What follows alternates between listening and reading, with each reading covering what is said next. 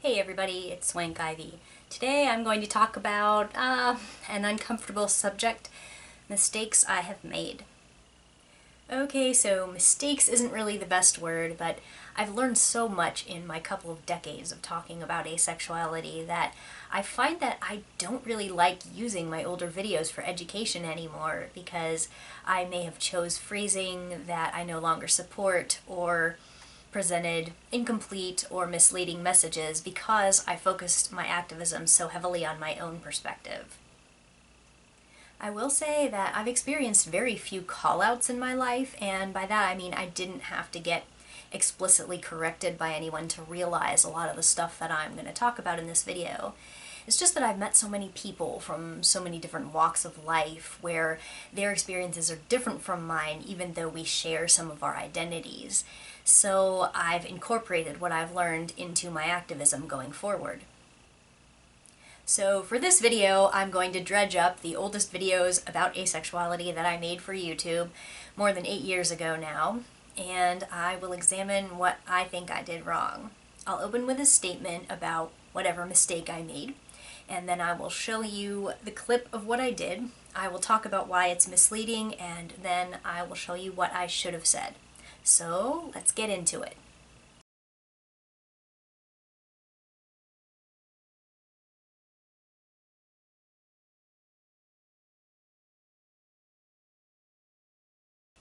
One, focusing on health without discussing the intersection of illness and asexuality. What I said. Some people cannot imagine being both healthy and uninterested in sex, and some people even assume that sexuality is actually one of the basic needs for being happy in life. But for some of us, that just isn't true. And it is possible to be healthy and well grounded and have a positive outlook and just not think about it and not need it. So I'm not damaged or lonely or in need of a conversion just because I'm not interested. Why this is misleading. Some asexual people might have illnesses, might not be healthy, might not have a positive outlook, might be lonely. That doesn't mean they're not asexual. This may subtly suggest that you can't call yourself asexual unless you have no major problems. I was speaking from my own experience during this and later realized that I could be throwing people under the bus. What I should have said. Being uninterested in sex or being asexual is not an illness in and of itself. Being asexual is not an automatic sign of sickness, damage, loneliness, or need of conversion. And furthermore, you don't have to be healthy to have your stated orientation respected. 2. Implying that maturity is required before asexuality is valid. What I said. Another thing that it is a mature state. It doesn't indicate that I just haven't met the right person yet. Oh wait, I'm getting into what it's not. It is a mature state, and you can be both physically and emotionally mature and still just have no interest. Why it's misleading. Immature people have sexual orientations too. I do stand by the idea that asexuality isn't supposed to be interpreted as what you are before you know who you are. It's not supposed to be applied to people before they're interested in sex, implying that there will be an after. But a person who's not emotionally or physically mature may still tentatively identify as asexual if they have an early inkling that that might be their orientation, just like immature people often identify as straight, etc. What I should have said. Asexuality is just as likely to be someone's enduring mature orientation as any other sexuality. Maturing or mature people who identify as asexual are not necessarily using it as a blank space for when something better comes along. Sometimes people are wrong about their orientation, especially when they're just figuring out who they are, but it isn't an excuse to write off or dismiss someone's orientation as if it automatically means they don't know what they want yet. 3. Defining aromanticism as not wanting a relationship. What I said. There are all kinds of different asexuals, and I happen to be an aromantic asexual. That's what they call it when you're not interested in a domestic partnership either. I'm not looking for any kind of partner. I don't like to cuddle. I don't want to find another asexual to be roommates with or, couple up with them. But there are some people who do want to. Some people who do want that sort of relationship. So, there's all kinds. Why it's misleading.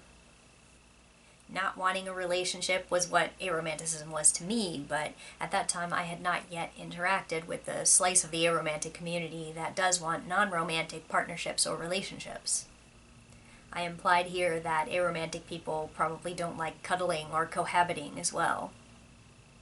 Some aromantic people just don't feel romantically about anyone but still want some kind of non-romantic relationship. I accidentally defined aromanticism in terms of what kind of relationships you want, rather than a kind of attraction that you don't experience. I also left out aromantic people who do feel sexual attraction, kind of implying that it's a subset of asexuality rather than a different axis of attraction. What I should have said. There are different romantic orientations within the asexual population. I personally am aromantic, and that means I don't feel romantically attracted to anyone. There are some people in the aromantic community who feel non-romantic forms of attraction, and if they're aromantic but not asexual, they may even feel sexual attraction to their partners. But if they have a partner, it'll be in some non-romantic sort of sense. So as for me, I don't desire any kind of partner, but some aromantic people still do, and they may have platonic relationships that are based on attraction types that are not romantic. 4. Defining asexuality in terms of willingness to have sex. What I said. I'm an asexual, and that is a person who isn't interested in having sex. Why it's misleading. Not being interested in having sex is a valid definition of asexuality, but it isn't the most common one, and it may imply to outsiders that our orientation is primarily about behavior. Many people feel that asexuality as an orientation is more about whether you desire someone else sexually or feel sexual attraction, rather than whether you're willing to have sex or are interested in having it. I defined my asexuality by my lack of interest in sex for years, but I am also one of those people who doesn't feel sexual attraction. It's much more complicated than just whether you're interested in sex. What I should have said. I'm asexual, and that means I don't find people sexually attractive. And in my case, I'm not interested in having sex with them either. Some people define asexuality as not wanting to have sex or not finding sex rewarding, but the most popular definition is associated with our lack of sexual attraction to other people. 5. I'm not too ugly to get sex because I've had offers. What I said. Maybe if we digress into the realm of the ego for a second, I'm reasonably attractive, I think, and from the responses I've gotten from guys who make it all too clear that I'd be on their list if I would allow it. Why it's misleading. Obviously, it shouldn't matter if anyone wants to do me if the point of identifying as asexual is what I want. Now, I was really flippant with that video, and in context, I don't think I was implying that I could prove I was asexual because I had offers. Exactly how hot do you have to be to get a man anyway? I don't know any ugly-looking people who are in relationships, do you? Only pretty people get married. But I don't know if the message was entirely accessible. There are certainly less than average attractiveness asexual people who are just as legitimately asexual as average or extremely hot asexual people, and we do not need to be spreading the idea that the authenticity of someone's asexuality is partially defined by whether we think they can get a partner. What I should have said. It doesn't matter if you've got willing partners or if you get offers for sex. My orientation does not depend on how attractive someone else thinks I am.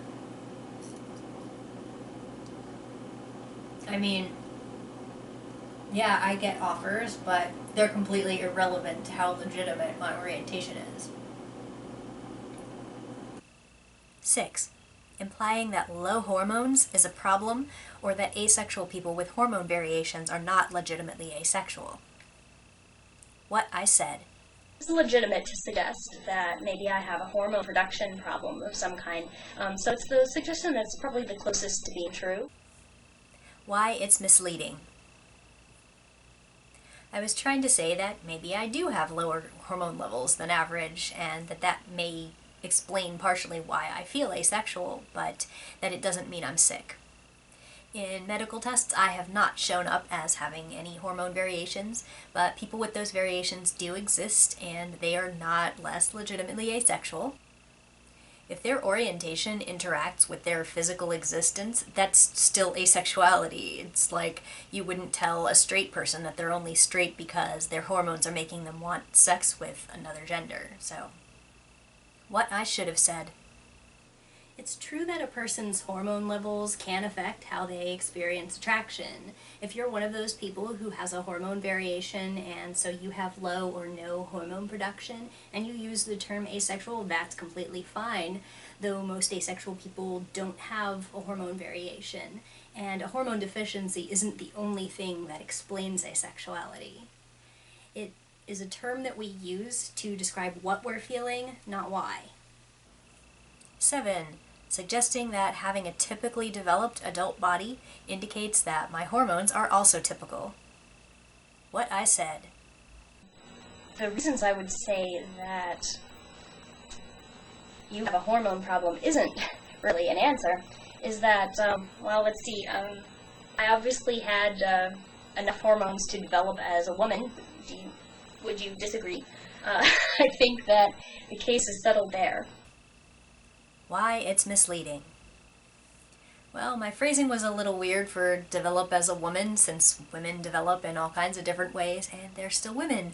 But besides that, it suggests you can tell someone has typical hormones if they look like they've gone through puberty. I said it partially because people were always assuming I was a young teenager and telling me that I would feel differently after I went through puberty, which I had already done. But besides countering misconceptions, I don't think this had a lot of usefulness for saying it. What I should have said. I think it's pretty clear I went through puberty, but physical maturity and hormone variations are a separate issue from sexual orientation. If a person is worried that they might not be normal or may have a disorder or an illness, there are certain things you can get checked for, among them thyroid conditions, hormone imbalances, and intersex variations that may be affecting how your body changes. 8. Conflating asexuality and aromanticism. What I said. In conclusion, I'm not too busy for the important things in life. It's just that I don't consider getting a significant other one of those important things. Why it's misleading. I was talking in that video about how people claim I'm just too busy with my life to focus on my sexuality and I must just be ignoring it because I'm distracted. So I countered that by saying if I thought it was important, I would focus on it just like I focus on any new thing that comes into my life. But feeling sexual attraction is not the same thing as making time for a relationship. And though I think I did an okay job talking about how I never received a signal from myself to change, I did focus on getting a significant other as if that would mean I'm not asexual anymore. So I think that could potentially alienate the asexual people who do want a romantic partner. What I should have said. So, in conclusion, I'm not too busy for the important things in life. It's just that people are not sexually interesting to me, and lots of other things are. 9. Pointing out my satisfying social life as a defense. What I said. This is the reason why me being afraid of getting into a relationship is not the reason that I'm not interested in sex. Okay, number one, I have plenty of history of having healthy social interaction with plenty of people. I've had some very, very close friendships that some of them have even approached the level of closeness that a lot of people have with their significant others. Why it's misleading. You don't have to be outgoing or have good relationships with others to prove that you could be in a relationship if you wanted to. I discussed this in the context of people suggesting I'm using asexuality as an excuse to avoid relationships, and so I jumped right into explaining that I have no problem forming the relationships that I do want. But it turns out that's a bad way to go about it, because there certainly are asexual people who are socially awkward or lonely, and they don't deserve to get thrown under the bus as if that's the real reason for their asexuality. What I should have said. My willingness to get into relationships is irrelevant. A person's sexual orientation doesn't depend on their ability to have relationships. There are plenty of socially awkward people in the world who regularly express that they would like to have sex or would like to have a relationship, and they can't do it. And nobody comes along as the label police trying to take their orientation labels away from them. I'm sure there are people in the world who use certain terms as a way to save face or to mask social problems, but that is not the thing that you should be accusing people of when they come out as asexual. Besides that, if you really think that someone is so painfully awkward that it's caused them to lie about this, what kind of a jackass are you to keep throwing it in their face? 10. Not exploring the issue of asexual people who have experienced assault or abuse. What I said. I guess the reason that people say this so often is that it's such a horrifying idea to them that a person would not be interested in sex, that something terrible must have happened to me to stop me from wanting it. And that's because their philosophy of what's going on here is misunderstanding the source. They assume that I have desire, but it's blocked by, fear or some trauma or shame or something like that. But there's no blocked desire. It's that desire never surfaced. I have no history of abuse that I know of, and I don't act like a person who has been abused. So I think my attitude towards sex, all things considered, is pretty healthy. Why it's misleading. This is a big one for me. Some asexual people have experienced sexual abuse or other kinds of abuse. I didn't say in the video that abuse survivors who identify as asexual are just experiencing a trauma reaction or anything, and I don't think I implied it, but at the same time, only discussing my experience as a non-abuse survivor could have alienated people who have been through those experiences and make them think that in their case, they're just messed up or broken. I should have been a little more sensitive about acknowledging that possibility, but at the time I'd had no contact with asexual abuse survivors and I didn't realize what kind of things that they go through. So at that time in my life, I would just reach for the easy defense position that made sense for my situation. I didn't think about the larger context and how far-reaching my message might be one day, so I didn't realize how inclusive I really should have been.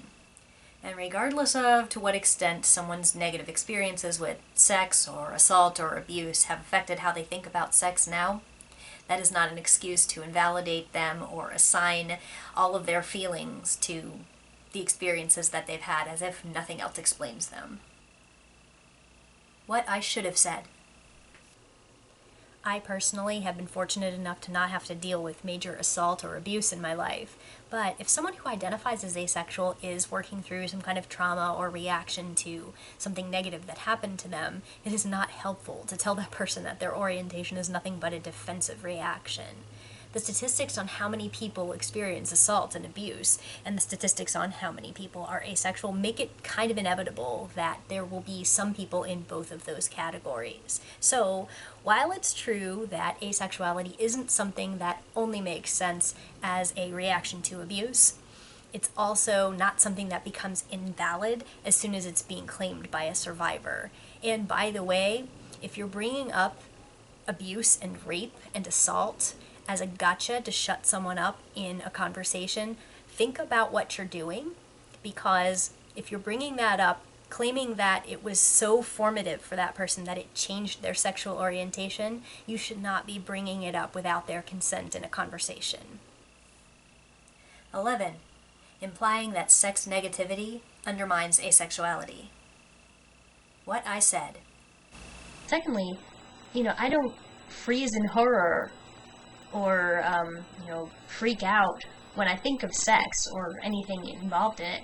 It's not a negative feeling. It's just a disinterest. And I know that there are some people who are asexual, and they say that the idea makes them want to puke, or that it does gross them out.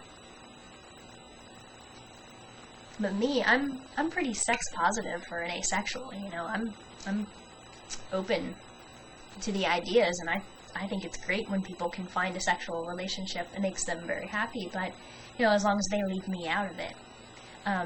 I don't have negative feelings toward it myself, except what you do have to understand is it can start to become negative if someone won't stop, if someone keeps trying to pressure me into it, or forces it on me or something. Why it's misleading. If you're disgusted by sex, that's not a sign that you're really dealing with something pathological above and beyond asexuality. I mean, if you can't function in the world without having a panic reaction over mild sexual content, then you may need to get some therapy, but I'm not saying that in like a, oh, just go get help sort of dismissive sort of way. I'm just saying it's not maladaptive to have a pretty negative attitude towards sex, especially if it's about yourself. Even though I personally identify as like a sex positive kind of person, I'm not neutral about sex when it has to do with myself. I'm a sex repulsed person, and I don't want to personally be in sexual situations. I think this is a reasonably typical response to being in a sexual situation with someone that you're not attracted to, though, and since I'm not attracted to anyone, that's how I feel about all kinds of sex, and I think that that's actually a relatively normal way to feel. There are a lot of people out there who will try to shame asexual people into accepting that they need to be positive or neutral about these situations, or else they're actually suffering from some kind of trauma reaction. But that's not the case. There are all different kinds of ways of reacting. I just don't want people thinking that I'm saying if thinking about sex makes you feel gross, that means you have a problem, not a sexual orientation. That's not the case at all. What I should have said. Now, I'm supportive of consensual sexual situations, although I probably don't actually want to see it, and I definitely don't want to be pressured into participating. But if you know someone who says that they're disgusted by sex, it's not your job to tell that person that they need to get over it or that they need to go to therapy to learn how to tolerate it. 12. Suggesting it's easier to be gay than asexual. What I said. It would be a lot easier if I was gay. It would be so much easier to explain, because the lesbian lifestyle and the whole concept of being gay is so much more readily accepted than the concept of asexuality right now. Why it's misleading. This pits sexual orientations against each other in an oppression Olympics situation, and that is never good. Now, to be fair, I was talking about invisibility, that coming out as lesbian would have been more recognizable and easier to explain because people know what it is. I have actually heard people say that when they thought they were gay and they came out as gay and then later realized that they were asexual, that coming out as asexual was harder, and I was kind of working under the same assumption, but I still just don't like how that came out. Especially since it might imply that actually being a lesbian is easier than being asexual. And I don't know what I was trying to say with lesbian lifestyle. That was a really weird choice of words. There are similarities in our experiences, and certain aspects of being each of those things can be easier or harder, depending on context, but there's just not really a practical reason to set up that hierarchy. Plus it leaves out ace lesbians, and nobody wants that.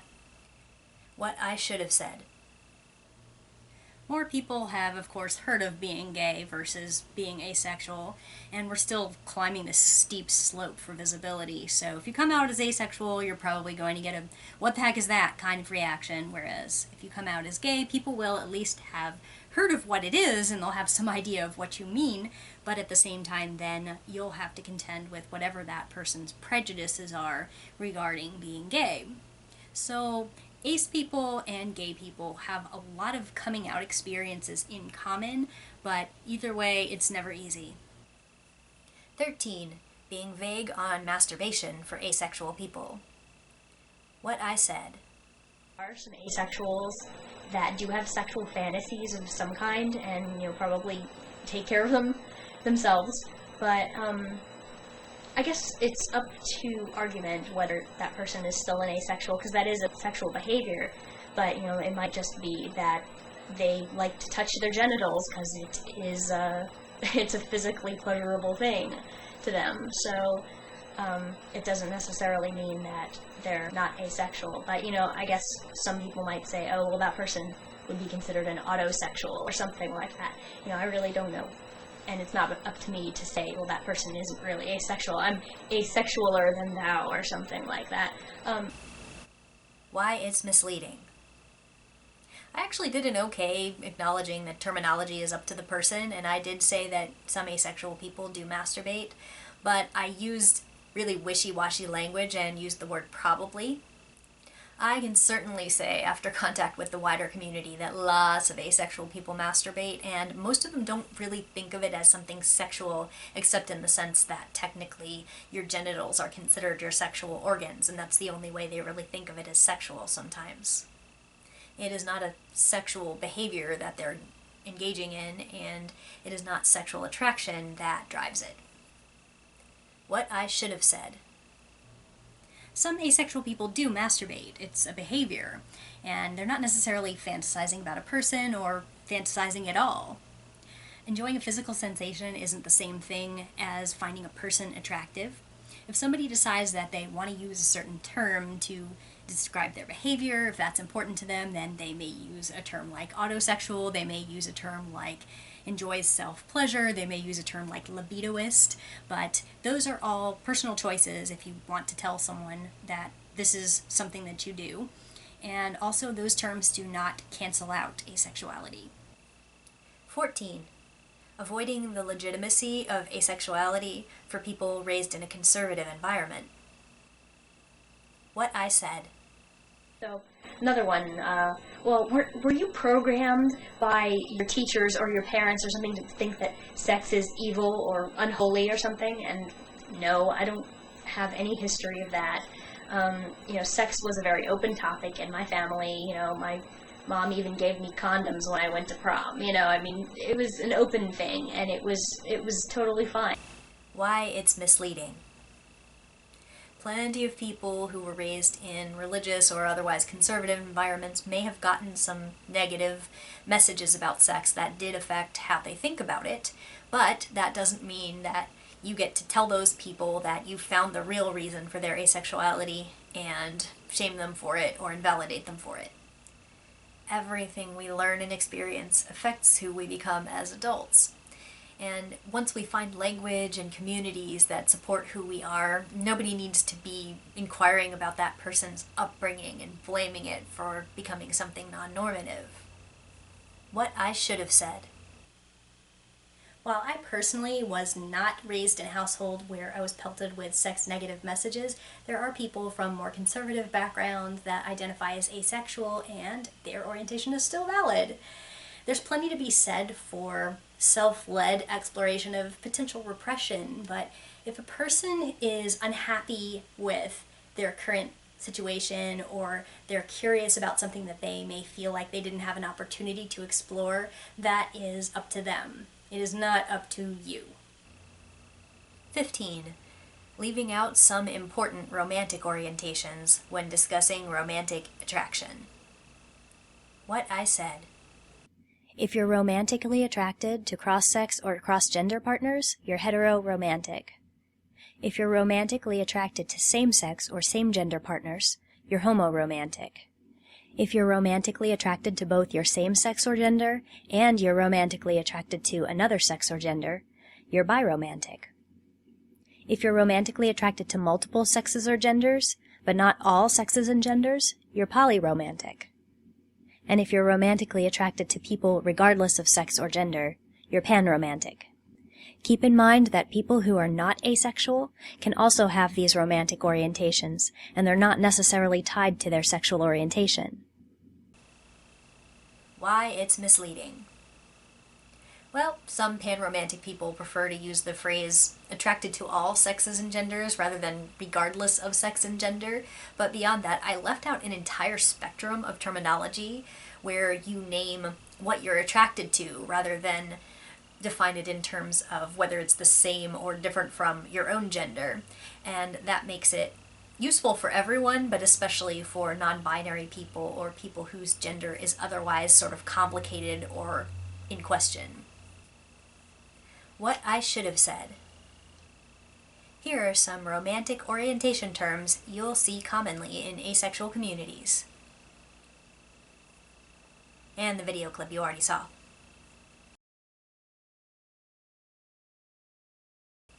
And then here are some romantic orientation terms that may be used by non-binary people or people who feel more comfortable naming who they're attracted to without doing so in terms of their own gender. If you're attracted to men, masculinity, or male-presenting people, you're androromantic. If you're attracted to women, femininity, or female-presenting people, you're gyneromantic.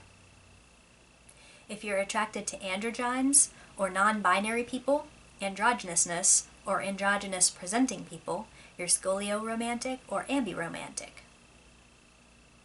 If you're attracted to people but don't feel attracted anymore if it's reciprocated, you may be lithromantic. If you're attracted to trans people, you may be transromantic, but this term is generally offensive for cis people to use, and most trans people don't use it either. Trans women are women and would be included for those who are attracted to women, and trans men are men similarly. I discuss Grayromanticism and Demiromanticism later in that video, and I would have liked to have thrown in WTF romantic, qua-romantic, ambiguously romantic, or shromantic, with commentary that terminology is fluctuating all the time and to just use what feels right for you. So that's the end of the specific statements that I've made that I either wish I hadn't said or wish I'd said differently. But I also just want to touch on a little bit of the terminology that I used in some of my previous videos where I either misspoke or just don't want to use those terms anymore, and a little bit about why.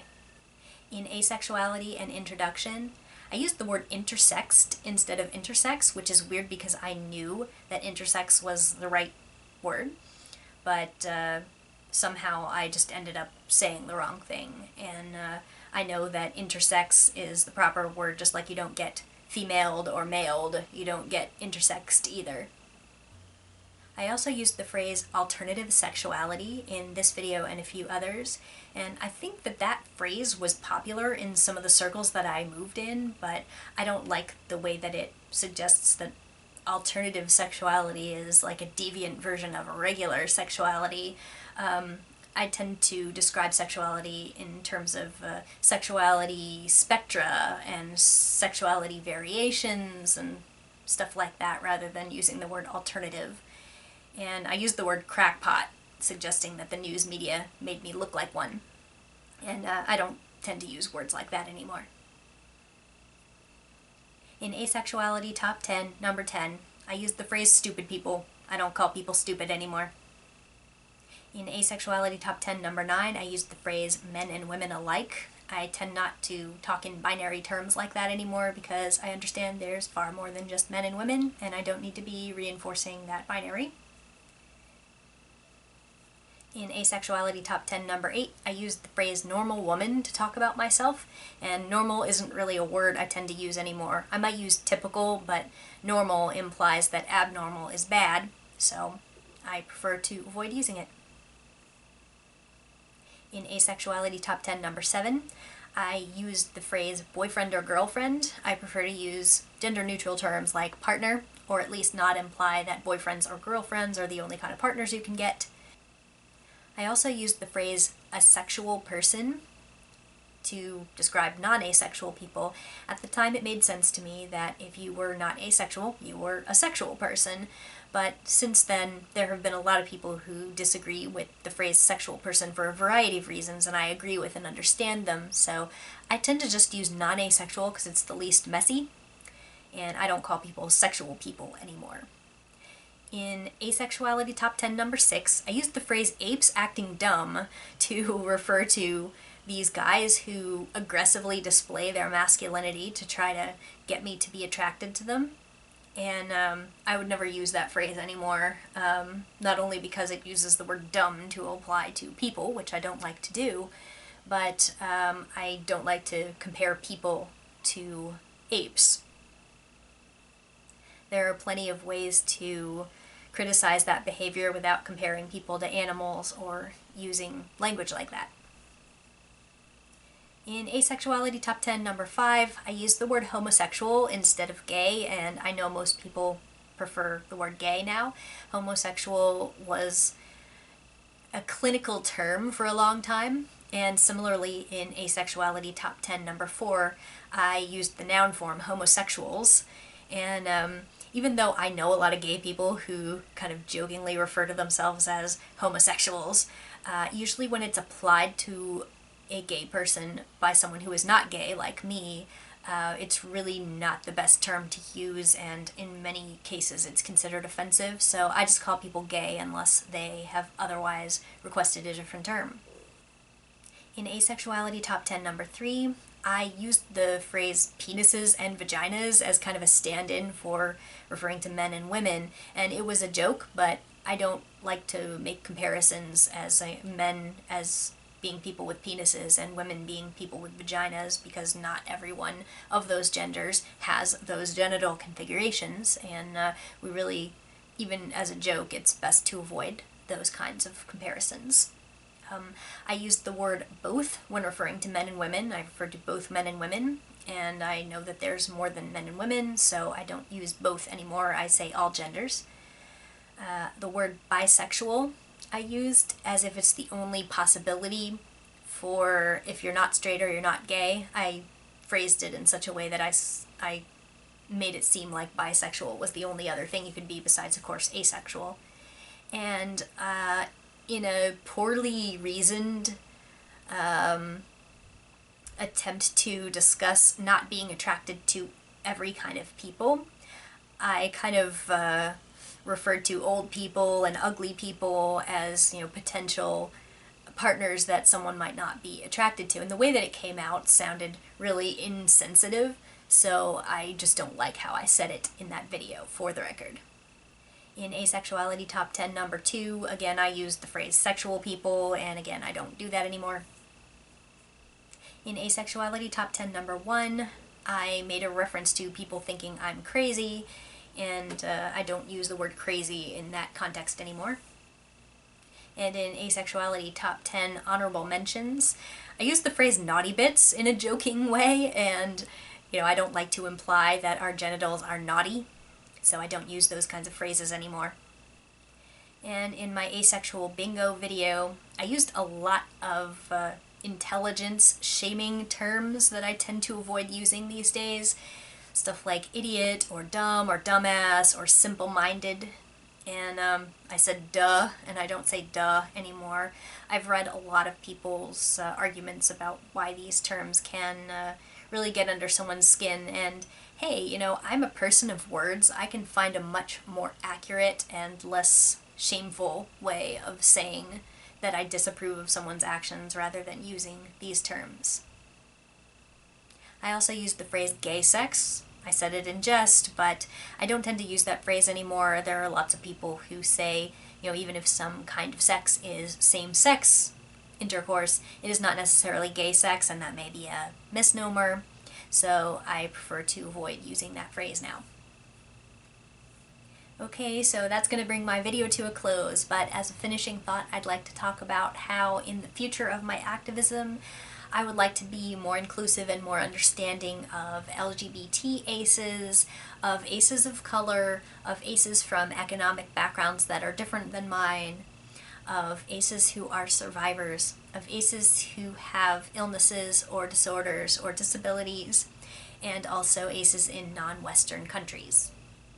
I think there are certainly some holes in my activism in those areas, and I'm looking forward to the conversations and connections I'll make that will make my activism more inclusive and more useful and just better in general for everyone. I assure you I will be continuing to listen, continuing to evolve, and trying to make my message more accessible. Thanks so much for watching. I'll see you guys next time.